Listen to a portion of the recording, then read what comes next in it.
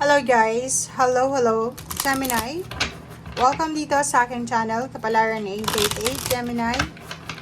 Alamin natin kung anong messages, vibration, gabay energy para sa inyong lahat. Ito ay general reading, so pwede kang makaresonate. Gamitin mo ang iyong intuition sa panunood, Gemini. Okay?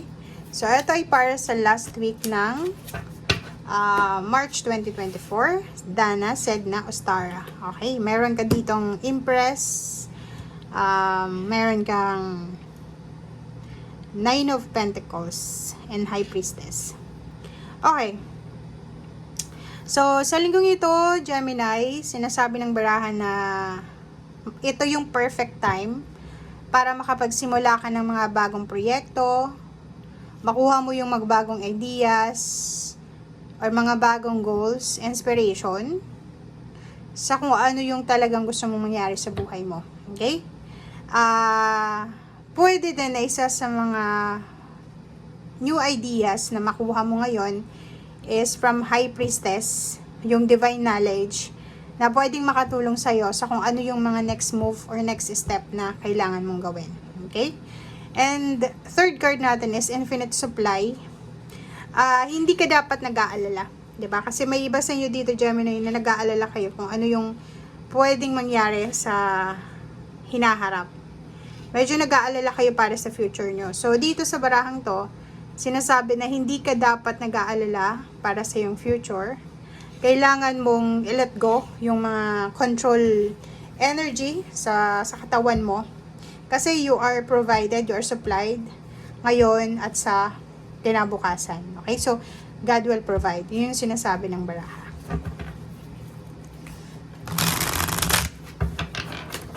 Maniwala ka lang. Lahat ibibigay sa'yo kung ano man ang pangangailangan. Ang dami-dami mong mga ideas talaga.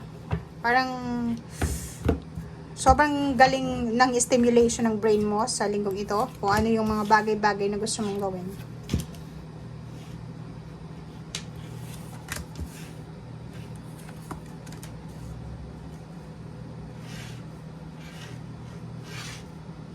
Okay. First two cards natin dito sa second deck is 7, Chariot, and Knight of Gabriel. O yun. So, it's time to take action na ngayon. Perfect time na ngayon para makapagsimula ka ng bagong pangarap mo, inspiration, or kung ano pa man. Dito sinasabi na alam mo kung ano yung gusto mong gawin. Alam mo kung anong gusto mo, alam mo kung ano yung ayaw mo. Kailangan mo lang dito ng sobrang courage, determination, and self-control. If ever man na gusto mong lumipat ng trabaho, Gemini, magbago ng location, yun, relocation, travel, or kung ano pa man, career advancement, or makuha mo yung recognition rewards, makukuha mo siya. Okay? So, wag kang masyadong mag-alala. And King of Michael, yun, etong wisdom na to is from High Priestess din siya, na sinasabi na, as long as na honest ka, and open ka sa kahit anong klaseng communication, o yun, totoo ka sa kung anong pinapakita mo, sa kahit na sino man na tao, makukuha mo yung happy endings dito. 'Di ba? Halimbawa, may gusto kang gawin, may pangarap ka sa buhay, like relationship, gusto mong magkaroon ng faithful na karelasyon. If faithful ka rin sa kanya, syempre, yun din yung makukuha mo. 'Di ba? Kasi minsan, kaya yung ibang tao nakaka-attract ng mga gano'n na hindi faithful or yung mga manluloko, ay dahil hindi sila nagtitiwala sa sarili nila. Mayroon silang mga tinatago na hindi nila masyadong pinapakita. Kaya gano'n, parang yung iba, yung karelasyon nila, naghahanap. Kasi parang may emptiness, parang gano'n. So, dito sinasabi na isang napakasayang happy, isang napakasayang pagtatapos, achievements, ang posibleng darating sa'yo sa kung ano man tong ginagawa mo sa ngayon or kung ano man tong gusto mong gawin sa ngayon. So, kung ano yan na naiisip mo, gawin mo na. Kasi, parang confirm na siya na nasa tamang direction ka ngayon. Nasa tamang direction. Abot kamay, Kung ano man to na pangarap mo or kung ano man tong gusto mo sa buhay. Okay, Queen of Wands, freedom. So, if ever man naghahanap ka ng freedom, financial freedom, relationship freedom, or kung ano man na freedom ang gusto mo sa buhay, sinasabi ng barahan na trabahuhin mo to and makukuha mo. Obligation. Parang yung iba sa inyo dyan is ang dami-dami yung duties and responsibilities, obligasyon. It's either sa relationship, sa family, sa trabaho, or sa kung saan pa man. Sinasabi ng baraha sa'yo dito na huwag kang mag-alala.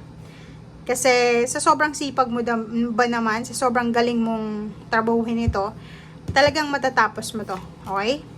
Yung iba sa inyo dito, sobrang busy sa pagtatrabaho sa linggong ito. Pwedeng hindi kayo nakabakasyon, kayo yung natira na nagtatrabaho ngayon while yung iba ay nagbabakasyon. Okay? Ang focus mo sa linggong ito is trabaho, makahanap ng trabaho, or gawin kung ano yung trabaho mo. Yung iba naman, focus nyo is mag-aral lang, mag-seminar, magbasa ng libro, or pag-aralan kung ano yung gusto nyong gawin, or kung ano man ang gusto nyong malaman. Okay? So, the world card and death card. So, ganun din, stability. Sinasabi ng barahan na isang exciting na endings, positive endings to eh. So, kung ano man to na gusto nyong gawin, Gemini, yun na nga, kung ano yung gusto mong i-take ng risk, gawin mo na siya as soon as possible. Kasi, yung momentum mo biglang bumababa yan eh. Minsan, sobra kang motivated, minsan nawawalan ka ng interest. So, habang yung interest mo is nasa taas pa, gawin mo na. Pero pag nawalan ka na naman ng interest, yun yung problema kasi bigla kang liko, biglang magbabago yung mindset mo. Okay? So, yun. Kung ano man itong naging dahilan ng pag-iyak mo, naging dahilan ng sleepless nights mo, ng anxiety, ng fear, regrets, sinasabi ng barahan na ang kapalit nun is victory and success. So, kung dati ay na-stress ka, na-depress ka, ngayon ay parang feeling mo na may kapalit pala yung pag-iyak mo, may kapalit pala yung mga panahon na nasaktan ka or kung ano pa man. Okay?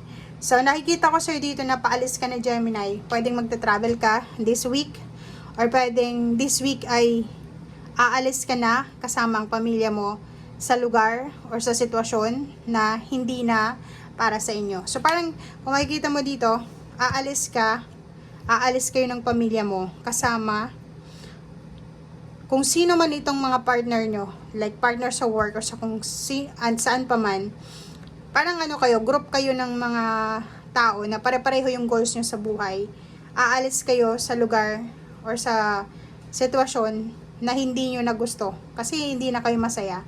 And marami yung papalakpak sa inyo. Maraming hanga, maraming pupurihin kayo sa lahat ng ginawa nyo. Okay? Relationship, sinasabi ng barahan na kailangan mo ng temperance, kailangan mo ng pasensya sa bawat karelasyon, sa bawat meron ka sa magulang mo, sa karelasyon mo, kung may karelasyon ka, sa kaibigan o sa kung kanino man, kailangan magkaroon ng pasensya sa linggong ito kasi on the process ng transformation ka eh. Pwede kang makaramdam ng stress dahil sa gusto mong magbago agad-agad, gusto mong umalis sa sitwasyon na ayaw mo na. So, pwedeng ang temptation dito is stress. So, ang kalakip ng stress is magiging impatient ka. So, kailangan mong maging mapasensya sa linggong ito. Okay? Thank you guys. Bye!